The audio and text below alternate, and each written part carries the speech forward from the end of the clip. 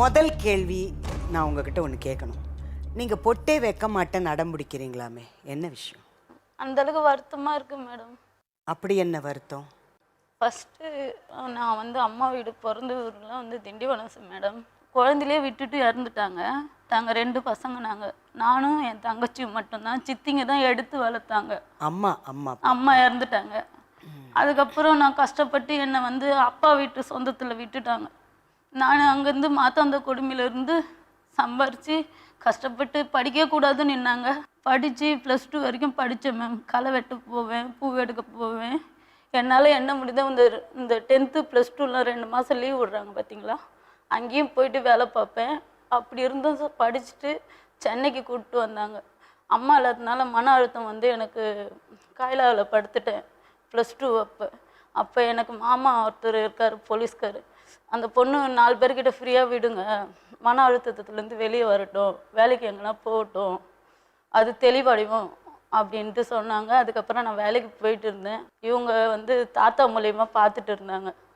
எனக்கு வந்து எய்ம் வந்து +2 நான் வந்து போலீஸ் ஆகணும் தான் கனவு மேடம். அது எங்கள் சித்தி என்ன சொன்னாங்க, நீ எக்ஸாமில் எழுது, 4 வருஷத்துக்கு ஒரு முறை தான் எடுப்பாங்கன்னு மாமா சொன்னார். அதனால் வெயிட் பண்ணி நான் எல்லாத்தையும் கஷ்டப்பட்டு சம்பாரித்து நகையெல்லாம் ஒரு 7 சவரம் எடுத்து வச்சேன் மேடம். நான் கல்யாணம் பண்ணிக்கணும்னு எடுத்து வைக்கல, பொருளை எடுத்து வைக்கலான்னு சித்தி சொன்னாங்க.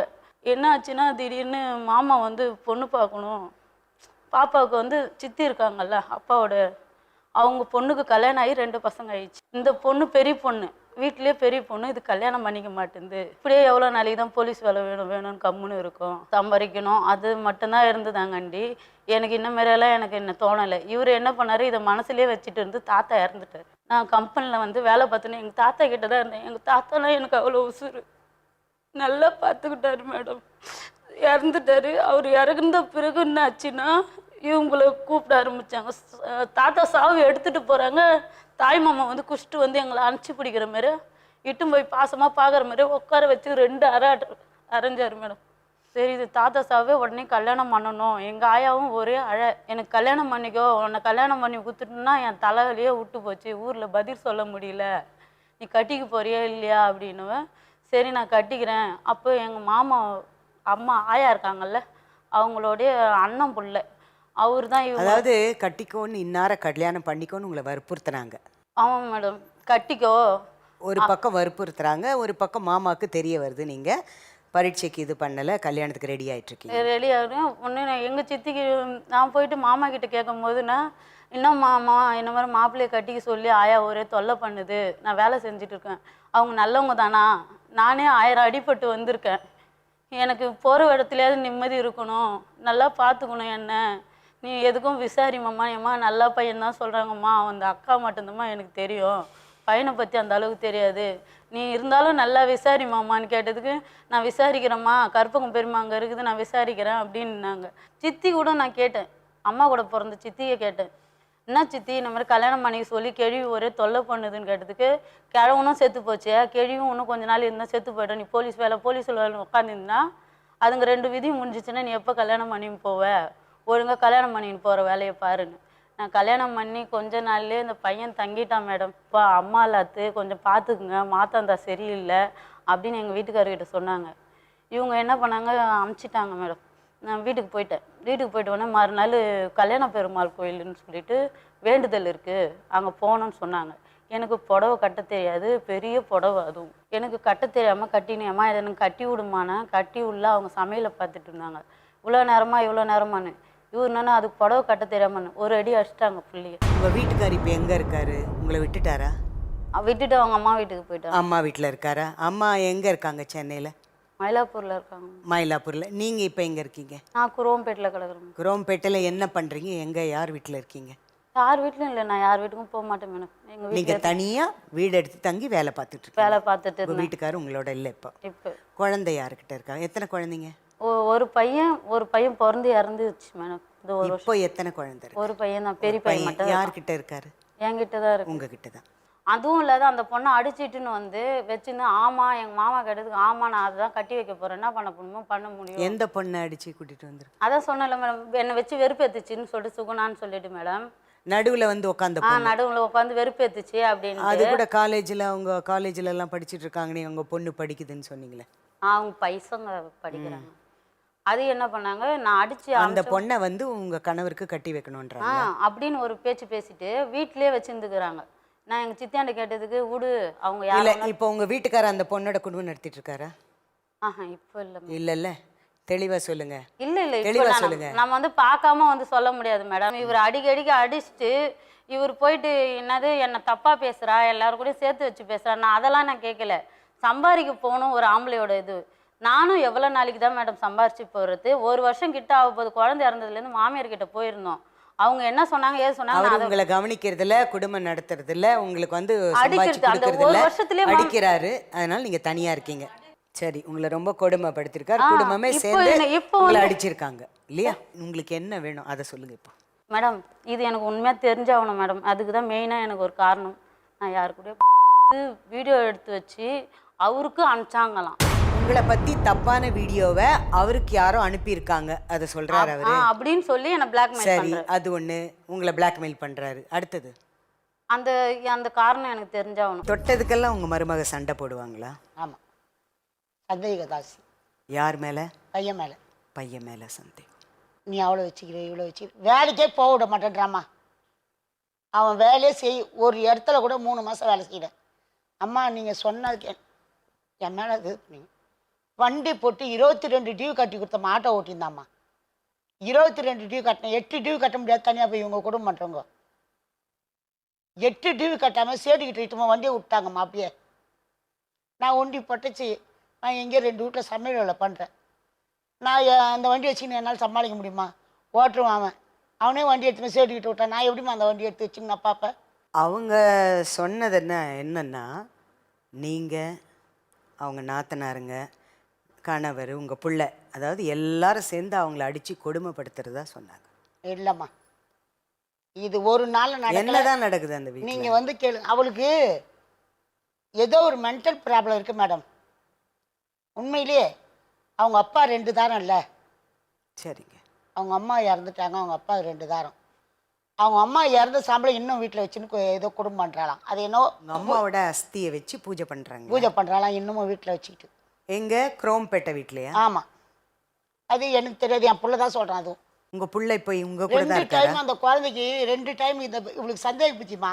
ஒரு டைமு 6 மாதத்துலேயே குழந்தைக்கு மருந்து விஷத்தை ஊற்றணும் அந்த பச்சை பிள்ளைக்கு. திண்டிவனம் ஹாஸ்பிட்டலில் விஷத்தை ஊற்றிட்டு அந்த குழந்தைய காப்பாற்றிட்டுன்னு வந்தோம். அப்புறம் அவனுக்கு 4 வயசு 5 வயசு மறுபடியும் 2வது ஒரு வாட்டி விஷத்தை ஊற்றிட்டா. புக்கு இதை வச்சிருக்கேன் பாருமா.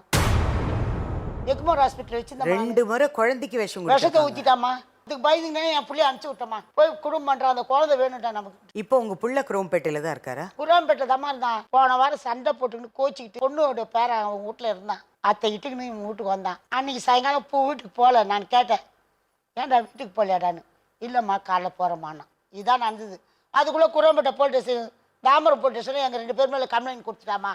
சனிக்கிழமை அன்னைக்கு. நீங்கள் என்ன சொல்லுவீங்க? இந்த மாதிரி எத்தனை கம்ப்ளைண்ட் உங்கள் பேரில் கொடுத்துருக்காங்க அவங்க? 4-5 கம்ப்ளைண்ட். தாலி அர்த்தம் நினைச்சப்பெல்லாம் போய் கொடுத்துருவாங்களா கம்ப்ளைண்ட்? தாலி அர்த்தம் அன்றைக்கி என்னை போய் போலீஸ் ஸ்டேஷன் நிற்க வச்சாமா. உங்கள் ஒய்ஃப் வந்திருந்தாங்க. என்ன நடந்துட்டு இருக்கு உங்கள் வீட்டில்? என்ன பிரச்சனை? அதை நீங்கள் கொஞ்சம் சொல்லுங்க. ஆரம்பத்துலேருந்து பிரச்சனை தான். கல்யாணம் பண்ணலேருந்து பிரச்சனை தான். நல்லா இருக்கும், நல்லா பேசும், நல்லா பார்க்கும். திடீர்னு அவனா ஒரு மாதிரியா பேச ஆரம்பிச்சிடும். நீ அது மாதிரி பண்ணுறேன்னு கேட்டால் கூட எதனா ஒன்று சொல்லி விட்டுரும். ஒரு நாள் மருந்து குச்சி குழந்தைங்க ஊற்றி விட்டுச்சு. அதான் பச்சை குழந்தை. அதை பச்சை குழந்தை ஊற்றி விட்டு என்ன காரணம்னு கேட்டால் இருமா தம்பி பொண்ணு மடியில் போட்டு ஊரில் போனால் சரியான சண்டை மேடம். மாமா பொண்ணு மடியில் போட்டு பழம் ஊட்டினா எல்லாரும் இருந்தாங்க. எவ்வளோ வயசு மாமா பொண்ணுக்கு? அது சின்ன குழந்தை மேடம். இப்போ தான் கல்யாணம் ஆயிடுச்சு அதுக்கு. இல்லை சின்ன குழந்தை வயசு பொண்ணு தான். என்ன வயசு அவளுக்கு? என்ன ஒரு சின்ன குழந்தை? என்ன 2 வயசு? 14 வயசு. நீங்கள் என்ன சின்ன குழந்தைங்கிறீங்க? இல்லை 13 வயசு இருக்கும் அந்த பொண்ணுக்கு. அப்போ 13 வயசு. அப்போ சரி. அதுக்கப்புறம் ஊரில் போய் சொல்லிக்கிறேன் அதுமாரி பழம் ஊட்டினேன் அப்படின்னு. எல்லாரும் இருக்காங்க, எப்படி ஊட்டுவாங்க அவங்களும் கேட்டாங்க. அப்புறம் போய் கேட்டதுக்கு இல்லை கையில் தான் கொடுத்தாருன்னு. அதுக்கப்புறம் ஊர் ஜனம்லாம் திட்டி அமுச்சு விட்டாங்க. அப்பயே திட்டாங்க. ஏண்டி உன் பேச்சை கட்டினாங்க வந்தோமே, இந்த மாதிரி அந்த பையன் மேலே சொல்லி நேரம் அடியில் தட்டிட்டு ஆயிருக்கோம்ல, எல்லாம் அடிக்க வந்துட்டாங்க எங்களை. இப்போ கல்யாணம் ஆன பொண்ணு இருக்கும்போது நீ எப்படி அம்மாக்காரன் பொண்ணுக்கு மடியில் போட்டு பழம் விட்டுவோன்னு அடிக்க வந்தாங்க. அப்புறம் இருங்க அடிக்காதீங்க கேட்கலான்ட்டு போய் இவன் போய் கேட்குறான், என்ன உமா யாருக்கு நான் மடியில் போட்டு பழம்? இல்லை கையில் தான் கொடுத்தேன். அப்ப வந்த நல்லா அவளே திட்டிட்டு போயிட்டாங்க. இல்லைன்னா அன்னைக்கே ஒரு பிரச்சனை இருக்கு. குழந்தைங்க மருந்து ஊற்றிட்டு அவளும் குடிச்சிட்டா. பார்க்க ஓடினதுக்கு எங்களை பிடிச்சி நாங்கள் அடிக்க. அதுக்கப்புறம் தனியாக இருக்க சொல்லிட்டாங்க. அதுக்கப்புறம் பிரச்சனை வருது, அடிக்கடி பிரச்சனை வருது, நீ போடான்ட்டாங்க. தனியாக குரம்பட்டில் அவங்க சித்தியை பார்த்து வச்சுக்குமான்னு நாங்கள் பார்த்து இங்கே வருஷமா நான் போய் இருந்துட்டேன் மேடம். ஆட்டோ ஓட்டாதேன்னு ஆட்டோவும் ஓட்டலை. ஆட்டோவை கொடுத்துட்டேன். கம்பெனி வேலைக்கு போனோம். கம்பெனி வேலைக்கு போனால் அங்கே ஒரு 6 மாதம் செஞ்சேன். அந்த கம்பெனியில் வந்து ஒரு பொம்பளை வச்சுக்கிறேன்னு சொன்னேன் மேடம். நின்று அப்படின்ச்சு. இன்னொரு கம்பெனி போனால் இந்தி காட்சி பார்த்துன்னுக்குறேன். நின்றுனா அதுவும் நின்றுட்டேன். எங்கே போனால் 2 பேரும் ஒன்றா தான் போனோம். சரி, வேற யாரெல்லாம் உங்க கூட அவங்க பார்த்ததா சொன்னாங்க? ஒன்றும் இல்லை, இப்போ அண்ணன் பொண்ணை வச்சு அண்ணன் பொண்ணை வச்சுருக்கோம் சொல்லிட்டு மேடம். இப்படி பார்க்கணும்னு வச்சுக்க, இப்படி திரும்பினா இந்த பொண்ணை பார்க்குறேன், அந்த பொண்ணை பார்க்குறேன் அப்படின்ட்டேன் மேடம். ஒரு டீ காலிட்டு குடிச்சா கூட சொல்லுவாராம். ஏன் அங்கே பார்க்குற அப்படின்னு. ஒரு கம்பெனியில் இப்போ போனேன்னு வச்சுங்களேன், 10 வாட்டி ஃபோன் பண்ணேன். ஃபோனை வந்து அடிக்கடிக்கு ஃபோன் வரதுனால என் நம்பரையும் அங்கே செல்லில் கொடுத்துட்டேன். யாருன்னா ஃபோன் பண்ணேன், எங்கள் அம்மா ஃபோன் பண்ணலாம். ஃபோன் கிடையாது மேடம், ரெக்கார்ட் பண்ணி வச்சுக்கோங்க. இவங்ககிட்ட எந்த கார்டும் கிடையாது. கார்டு இருக்கு. ஒரு வேலை போனால் கூட அந்த கார்டு அவ தான் இருக்கணும், இவங்க கையில் கொடுக்கக்கூடாது. கார்டு அவ தான். ATM card madam. உங்க பிள்ளைய விட நீங்க தான் நிறைய சொல்றீங்க. உன் மனசுல உள்ளது எல்லாமே நேர்ல இருக்காங்க, கேட்டுக்கோ. உங்களுக்கு நான் என்ன வேணும்? குழந்தைக்கு மருந்து கொடுத்ததுன்னு சொன்னேன் நான் உங்ககிட்ட. எதனால கொடுத்தேன்? செலிபேட்ல இப்போ செலிபேட்லேருந்து இல்ல இல்ல, மருந்து குழந்தைக்கு கொடுத்தேன்னு சொன்னீங்கல்ல, எதனால கொடுத்தேன்? அதுக்கு காரணம் இல்லாம எதுக்கு குடிப்பாங்க ஒரு நீ பொண்ணு? சண்டை போட்டுன்னு போய் நீ போய் மருந்து குடிச்சிட்டா நான் என்ன பண்ணுவேன்? இல்ல, நீங்க தான் கேட்கணும். என்னது சண்டை போட்டு? நீ சண்டை போட்டுன்னு போயிட்டா என்ன நான் சண்டை என்ன போட்டேன்? பண்ணுவேன்? சொல்லு, நீ சொல்லு. நீ சொல்லு, நீ தான் இவ்வளவு தூரம் சொல்றல்ல, சொல்லு. நான் எல்லாமே சொல்லிட்டேன், நீ சொல்லு. ஏன் நான் மருந்து சொல்லிட்டேன் மேடம் இங்க கிட்ட பாரு, கூட நானும். ஒரு நிமிஷம், ஒரு விஷயம் நான் கேட்குறேன். குடும்ப பிரச்சனைக்காக மருந்து குடிக்கிறது, நீ குடிக்கிறது மேடம், போக பாடு- மட்டுமல்லாம குழந்தைக்கு கொடுக்கறது, இது தப்பான விஷயம். உனக்கு என்ன வேணும் என்கிட்ட இருந்து? நீ சொல்லு, நான் சொல்றேன். நான் சொல்லுனா என்ன? நான் வந்து உன்னை சேர்த்து பிடிச்சதுக்கு தான் இவ்வளவு தூரம் சேர்த்து பண்றேன். பிடிச்சது எவ்வளவு தூரம் இல்ல நான் இல்ல, பண்ணல. நீ சேர்த்து பிடிச்சதுக்கு இவ்வளவு தூரம் பண்ற. நீ என்ன விருப்பப்படுற? மீண்டும் என் கூட வருவ, பிரச்சனை பண்ணுவ, நான் என்ன பண்ணுவேன்? இதோ சொல்ற பத்தியா? பிரச்சனை நான் பண்றேன்னா சரி, எதனா ஒரு பண்ணவே இல்லையா? பாருங்க. உன்னோட இவர் சந்தேகப்பட்டு அடிச்சு, இவரு என்ன அடிச்சுட்டு நான் உங்ககிட்ட சொன்ன வீடியோ இருக்குது, எவனோ கொளுத்துக்காரங்கிட்ட இருக்குது. நான் பொம்பளைங்க கிட்ட கூட பேசக்கூடாது மேடம், பக்கத்துல வந்து விசாரிக்க சொல்லுங்க. லேடிஸுங்க கூட பேச விட அவங்கள தான் மாட்டாரு. கேட்கறாங்க. நீங்களே வந்து கேளுங்க அப்படியா? மேடம். உண்மையா மகேஷ்? நான் ஒரு ஒரு என்கிட்ட சொல்லாதீங்க, அவங்ககிட்ட சொல்லுங்க. யாரும் உனக்கு எந்தெந்த அக்கா கிட்ட பேச வேணாம்னு சொன்னேன்னு சொல்லு, நீ நான் சொல்றேன். யாருக்கிட்டையும் பேச வேணாம்னு சொல்லல. நீ யாருக்கிட்ட ஒரு லேடிஸ் கிட்ட கூட பேசக்கூடாதுன்னு என்ன பிளாக்மெயில் பண்ணல. மாமா கிட்ட எல்லாம் என்ன சொன்ன? நீ எல்லார்கிட்டையும் பேசின்னு தான் இருக்கிற. நான் அதெல்லாம் நான் தப்பே யாரு சொல்ல. நீ பேசணும், எல்லாருக்கிட்டையும் பேசின்னு தான் இருக்கிறனா? யார்கிட்ட நீ ஆமா, பேசுறியா? அவங்க இருமா இருமா. இரு, இப்ப யாரும் இங்க உங்களுக்கு வர தெரியாது, மாட்டாங்கன்றதுனால சொல்ற, சரி, அப்படிதானே? உமா, சைக்காலஜிஸ்ட் ஜெயஸ்ரீ மேம், இப்போ நீங்க இதை பார்த்தீங்க, இந்த விஷயத்துல உங்க பார்வை என்ன? எனக்கு என்ன தோணுதுன்னா, இவங்களுக்கு சின்ன வயசுலேருந்தே ஒரு நல்ல க்ளோஸ் ரிலேஷன்ஷிப்னா ஒரு நல்ல உறவுன்னு யார்கிட்டயும் இல்லை. அதனால அவங்க பார்க்குறவங்கள எல்லாமே ஒரு சந்தேக பார்வையில தான் பார்க்குற மாதிரி இருக்குது. ஆனால் இவங்களுக்கு அப்படி பார்க்குறது அவங்களுக்கு, ஏன்னா இவ்வளோ வருஷம் அதை பார்த்து வளர்றதுனால அவங்களுக்கு அவங்க பார்க்குறது தப்பாக தெரியாது. அவங்களுக்கு அவங்க பாயிண்ட் கரெக்டு, அவங்க நினைக்கிறது கரெக்டு, அவங்க ஆமாம் அவங்க எப்படி இருக்காங்க அப்படின்றது எல்லாமே அவங்களுக்கு கரெக்டாக தெரியுது. அவங்களால அதை தாண்டி பார்க்க முடியாது. அவங்க கொஞ்சம் அந்த பார்வைன்றது அப்படியே நேரோட்டமாக அப்படியே தான் இருக்குது. நம்ம எவ்வளோ சொன்னாலும் அவங்களால அப்படி பார்க்க முடியாது அப்படின்றது தான் இங்கே உண்மை. ஒரு ரிலேஷன்ஷிப்லன்றது ஒருத்தங்க மேலே மட்டும் பிரச்சனையாக இருக்காது. 2 பேருக்குமே அதில் ஈக்குவலாக வந்து ரெஸ்பான்சிபிலிட்டி இருக்குது. சரி பண்ணிக்கணும் அப்படின்னு நினச்சா 2 பேருமே சரி பண்ணிக்கணும் தான். ஒருத்தங்களை மட்டும் நம்ம குறை சொல்லிட்டு இன்னொருத்தங்களை அப்படியே விட முடியாது. ஸோ அவங்களுக்கு ஏற்கனவே சின்ன வயசுலேருந்து நிறையா கஷ்டங்கள் பார்த்துட்டு இருக்கிறதுனால அவங்கள ஒருத்தங்களை ஈஸியாக நம்ப முடியாது. சில பேருக்கு வந்து நார்மலாகவே என்ன சொல்கிறது, நல்ல என்வாயர்மெண்ட்டில் வளர்ந்தவங்களுக்கே ஈஸியாக சில பேரை நம்பிட முடியாது. இவங்க நிறைய கஷ்டத்தை பார்த்துட்டு வரதுனால இவங்களுக்கு இன்னும் எக்ஸ்ட்ரா கஷ்டமாக இருக்கும் ஒருத்தங்களை நம்புறதுக்கு, அவங்கள நம்பி வாழ்கிறதுக்கு. அண்ட் அதனால கூட அவங்க கல்யாணம் வேணான்னு கொஞ்ச நாள் டிலே பண்ணிட்டு இருந்தாங்களா, அதனால கூட அவங்களுக்கு அந்த நம்பிக்கை இல்லாமல் இருக்கிறதுனால கூட அவங்க டிலே பண்ணியிருக்கலாம். ஸோ அந்த இடத்துல ஹஸ்பண்டாக நீங்கள் வந்து இன்னொருத்தங்களுக்கு நீங்கள் இன்னும் நிறையா அவங்களுக்கு வந்து என்ன சொல்கிறது, பாராட்டுறது, அவங்களுக்கு இன்னும் நம்பிக்கை தர மாதிரி பேசுகிறது, அவங்கள அப்படி பேசும்போது அவங்களுக்கு கொஞ்சம் கொஞ்சமாக தான் அந்த நம்பிக்கை வரும் அவங்களுக்கு உங்கள் மேலே. கோவத்தில் அடிக்கிறது தவிர எப்படி அவங்கக்கிட்ட பேசலாம், நம்மளோட கோவத்தையும் எப்படி கண்ட்ரோல் பண்ணிட்டு பேசலாம் அப்படின்றதெல்லாமே நம்ம பார்த்து பண்ணணும். அதே மாதிரி அவங்களுக்குமே இவ்வளோ வருஷம் இதெல்லாம் பார்த்துட்டு வரதுனால அவங்களால கண்டிப்பாக வந்து உங்கள் பக்கம் இருக்க நியாயமோ இல்லை உங்கள் பக்கம் இருக்க நல்லதோ பார்க்க முடியாது. கண்டிப்பாக அவங்க பார்க்குறது இப்படியா தான் இருக்கும். அதனால் அவங்களுக்கு தனியாக மெடிசின்ஸும் தேவை, கவுன்சிலிங்கும் அவங்களுக்கு தனியாகவும் தேவை. எங்கேருந்து வரீங்க, என்ன பிரச்சனை? மயிலாடுதுறை மாவட்டம் சீர்காழி தாலுக்கா பழையபாளையம் கிராமத்துலேருந்து வரோம். சரி. 2001 கல்யாணம் ஆச்சு. சின்ன பிள்ளைய +2 படிக்கும் போதே கல்யாணம் பண்ணிட்டாங்க. வீட்டில் அப்பா அம்மா பார்த்து கல்யாணம் பண்ணி வச்சுட்டாங்க. மாமா அம்மாவோட சித்தப்பா பையன் தாய் மாமா தான். அப்படியே கல்யாணம் ஆகிட்டு உடனே பாப்பா 2002 பாப்பா பிறந்துச்சு. சென்னையில் தான் வந்து ஸ்டோரில் மேனேஜராக இருந்தாங்க எங்கள் வீட்டுக்காரங்க. அப்போ பெருங்குளத்தூரில் தான் வீட்டுக்கார் பேர் என்னங்க? முருகானந்தன். முருகானந்தம். சரி, அவர் உங்க ஊர் தானே? பக்கத்து ஊர். தாத்தாவோட பையன், அம்மாவோட சித்தப்பா பையன் எங்கள் வீட்டுக்காரவங்க. ஓ, உங்களுக்கு அரேஞ்ச் பண்ணி தான் கல்யாணம்? அரேஞ்ச் பண்ணி தான். லவ் மேரேஜ் எல்லாம்? லவ் மேரேஜ் இல்லை. சரி. இப்போ நல்லா தான் போயிட்டு இருந்தோம், பெருங்குளத்தூரில் தான் இருந்தோம். அப்புறம் பையன் பிறந்தான். ஒரு 10-15 வருஷம் கழிச்சு இப்போ ஒரு 5 வருஷத்துக்கு முன்னாடி அவங்க வந்து ஊரில் கொண்டு வந்து என்னை விட்டுட்டாங்க. ஆயத்தாத்தெல்லாம் வயசானவங்களாம் இருக்காங்க, அவங்களெல்லாம் நீ பார்த்துக்கணும்னு சொல்லிட்டு என்னை ஊரில் கொண்டு வந்து விட்டுட்டாங்க. சரின்ட்டு நானும் ஊரில் இருந்த வாடகைலாம் கொடுத்து சரிப்பட்டு வராது, நீ ஊரில் இருன்னு சொல்லவும் சரின்னு நானும் ஊரில் இருந்துட்டேன். ஊரில் இருந்துட்டு இருக்கும்போது அப்படியே கொஞ்சம் கொஞ்சமாக பேச்சுவார்த்தையெல்லாம் அப்படியே ஃபோன் பேசுறது அது இதெல்லாம் அப்படியே கம்மி பண்ணிட்டாங்க. எனக்கு அப்போ சரியாக விவரம் பத்தலை எனக்கு. சரி ஏதோ வேலை பிஸியாக இருக்காங்க, நம்மள்கிட்ட பேசுறதில்ல அப்படின்னு சொல்லிட்டு பாப்பா காலேஜ் காலேஜில் வந்து BA English first year join பண்ணிடுச்சு. நானே சுத்தமாக காசு அனுப்ப மாட்டேன்ட்டாங்க. காசுலாம் அனுப்பினேன். பாப்பா காலேஜ் போகணுமே, காசு அனுப்புனே, என்னால் படிக்க வைக்க என்னால் முடியாது, உன்னால் முடிஞ்சால் பார்த்துக்கோன்னு சொன்னோன்னே டிஸ்கண்டினியூ பண்ணிவிட்டு ஃபஸ்ட் இயரே போயிட்டு இதே ஒருக்கே வேலைக்கு அவங்க அப்பா கிட்டே வந்துருச்சு வேலைக்கு. அப்போயாச்சும் படிக்க வைக்க காசுலாம் அனுப்புன்னு சொல்லிட்டு அவங்க அப்பா கிட்டே வரவும் அங்கேயே சேர்த்து விட்டுட்டு பாப்பா வேலைக்கு அங்கேயே சேர்த்து விட்டுட்டு படிக்க பண்ணலாம் சொல்லலை. அங்கேயே வேலைக்கு சேர்த்து விட்டுட்டு பாப்பா சம்பளம் வாங்கி தான் நான் வீட்டை பார்த்துட்டு இருந்தேன். அப்படியே அவங்க கொஞ்சம் கொஞ்சமாக அப்படியே எங்கள்கிட்ட இருக்கிற வரவை அப்படியே குறைச்சிக்கிட்டாங்க. பாப்பா சம்பாரிச்சு தான் எனக்கு வீட்டுக்கு காசு அனுப்பும், செலவுலாம் பார்த்துட்டு இருப்போம்.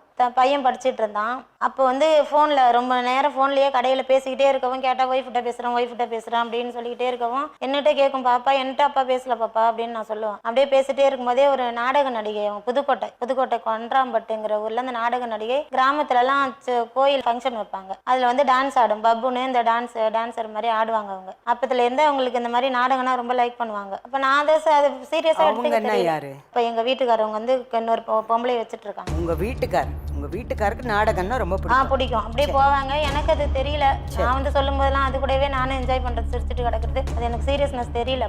அப்பா வந்துமா அந்த மாதிரி ஒரு நாடக நடிகிட்ட பேசிட்டு இருக்கு, கடையில் எல்லாரும் சொல்கிறாங்கம்மா அப்படின்னு சொல்லவும் லீவில் ஊருக்கு வந்துச்சு.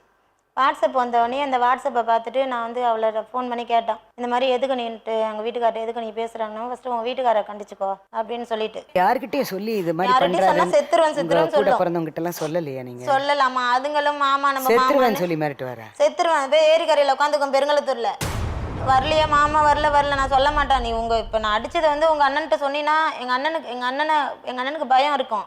அதனால நீ உங்கள் அண்ணன்ட்ட சொன்னீங்கன்னா இப்போ போய் மருந்து குடிச்சிருவேன், ட்ரெயினில் வந்துடுவோம், அப்படி போய் உட்காந்துக்கும். அதுக்கு பயந்துட்டே நான் சொல்ல மாட்டேன் அப்படின்னு சொல்லிட்டு நைட்லாம் விரட்டும். யாருக்கிட்டுமே சொல்ல மாட்டேன். சொல்லாத பிரச்சனை தான் என்ன இந்த அளவுக்கு கொண்டு போய் விட்டது. அதை நீங்கள் மறைச்சி வச்சது தான் இப்போ எங்களுக்கு தர மாட்டா. பிள்ளையா? அபிஷேக் படிச்சுட்டு இருக்கீங்களா? 3rd இயர் அட்டனன்ஸ் லாக் ஆகிட்டு அதனால் டிபார் பண்ணி இப்போ 1 வருஷம் வேஸ்ட் ஆகி ஒர்க் பண்ணிட்டு இருக்கேன். ஏன் காலேஜ் சரியா போலையா? சின்ன வயசுல எப்படிப்பா? அப்பா எப்படி நல்லா பார்த்துக்குவாரா? பொறுப்பான அப்பாவா? நல்லா பார்த்துப்பாரு, நல்லா தான் இருந்தார். இப்போ இந்த 3 வருஷமா அந்த மாதிரி பண்ணிட்டு 4 வருஷம். அப்பாவை பற்றி உன்னுடைய ஒப்பீனியன் என்ன கண்ணா? மைண்டு சரியில்லை இப்போதைக்கு. அவர் வீட்டு ஞாபகமே இல்லை, இவங்க மேலே எந்த தப்புமே இல்லை. அம்மா வந்து அவங்க வந்து வேறு மாதிரி போர்ட்ரேட் பண்ணி அம்மா மேலே ஃபுல்லாக பழிய போட்டு அவங்க நல்ல பேர் எடுக்கணும் அப்படின்னு நினைக்கிறாங்க. எப்போலேருந்து உங்களுக்கு இந்த நாடகங்களில் ஆர்வம் வந்துச்சு? எனக்கு ஒரு 22 வருஷமா ஆகும். எந்த ஊரில் பிறந்தீங்க? தஞ்சாவூரில் பிறந்தேன். உங்களை பற்றி கொஞ்சம் சொல்லுங்கள். நாடகங்கள் சொல்லுங்கள். எல்லாருமே எடுத்ததுமே வந்து இதுக்கு கலையெல்லாம் சம்மந்தப்பட மாட்டாங்களே, வீட்டிலேருந்து கற்றுக்கிட்டீங்களா? எப்படி வீட்டில் பெரியவங்க பண்ணுவாங்களா? ஆமாம், வீட்டில் அம்மா அப்பா அவங்கெல்லாம் வந்து நிகழ்ச்சியில எல்லாம் நான் நடித்தது கிடையாது. நாடகத்தில் நீங்கள் என்ன வேஷம் போடுவீங்க? டான்ஸர் ஆடுவேன். டான்ஸரா? சார் யாரு? எங்கள் வீட்டுக்கு உங்கள் மேனேஜரா? வீட்டுக்காரா? அப்படியா? ஆமாம். ஓஹோ. ஏன்னா அவர் எடுத்து கொடுத்தாரு, அதை வச்சு தான் நான் கேட்குறேன். இல்லை, என் கூட நாடகத்தை வந்துட்டு இருக்காங்க. இப்போ அந்த மாதிரி இல்லை, நான் நடிக்கலை, இவங்க தான் நடிச்சிட்டு இருக்காங்க. கிட்டத்தட்ட ஒரு 22 இயர்ஸாக அவங்க பண்ணிகிட்ருக்காங்க. அது இந்த நிகழ்ச்சி வந்து மக்கள் ரொம்ப அதிகமாக விரும்பி பார்க்குறாங்க. இவங்க என்ன வந்து மக்களுக்கு வந்து ரொம்ப பிடிக்கும்.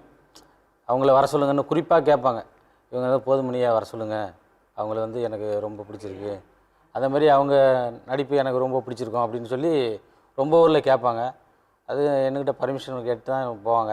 ஆனால் மாதத்தில் வந்து தொடர்ச்சியாகவே நாடகம் ஃபுல்லாகவே இருக்கும். ஹரிச்சந்திர நாடகம், வள்ளி திருமணம், சத்யவன் சாவித்திரி, இந்த மாதிரி நிறைய நாடகங்களில் ஃபுல்லாக அந்த நாடக கலை ரோல் பண்ணுவீங்க. எல்லாம் டான்ஸர் ஃபஸ்ட்டு பண்ணுவாங்க. இது வந்து நாடகத்தில் வந்து புராண நாடகம் நிறைய நடிப்பில் வந்து நிறைய பேசியிருக்காங்க. அதெல்லாம் யூடியூப்பில் நிறைய போட்டிருக்கோம். அந்த மாதிரி ப்ரோக்ராம் இப்போ நீங்கள் தான் எடுப்பீங்களா அதெல்லாம் ஆமாம் வீடியோ? நான் எடுப்பேன். நான் இது ஒரு சில நான் ஓ டைம் நான் கேமராமேன் நீங்கள் தான். அந்த மாதிரி டைமுக்கு நான் சூப்பர் போவேன். சூப்பர். நான் வந்து நான் இங்கே ஒர்க் பண்ணிட்டு இருக்கேங்க டி நகரில். இது தவிர நீங்கள் ஒர்க் பண்ணுறீங்க. இவங்க கிட்ட அந்த நாடகத்தில் எந்த பர்ஃபார்மன்ஸ் உங்களுக்கு பிடிக்கும்? போய் பார்ப்பீங்களா, கூட பிடிக்குதா? போவீங்க?